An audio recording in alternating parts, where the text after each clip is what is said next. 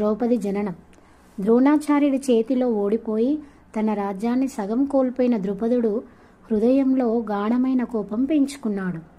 అతని మనస్సులో ఒకే ఒక ఆలోచన: ద్రోణాచార్యుడి వినాశనం జరగాలి. ద్రుపదుని యజ్ఞం. ద్రుపదుడు మహర్షుల సహాయంతో ఒక ప్రత్యేక యజ్ఞం చేయించుకున్నాడు. ఆ యజ్ఞం ఫలితంగా యాగకుండం నుండి 2 శక్తివంతులు జన్మించారు. ఒకరు ధృష్టద్యుమ్నుడు. ఇతడు ద్రోణాచార్యుని సంహరించడానికి పుట్టాడు.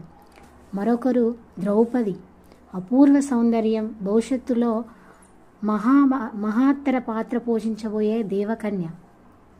ద్రౌపది సౌందర్యం. ద్రౌపది నల్లని వర్ణంతో అసాధారణమైన ఆకర్షణతో పుట్టింది.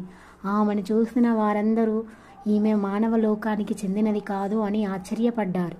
ఆమెకు కృష్ణ అనే పేరు పెట్టబడింది. పాండవుల భవిష్యత్తుతో అనుబంధం. ద్రౌపది జననం సాధారణం కాదు. దేవతల సంకల్పం ప్రకారం ఆమె పాండవులందరికీ భార్య అవ్వాలి. ఈ అనుబంధం మహాభారత యుద్ధానికి మార్గం సుగమం చేసింది.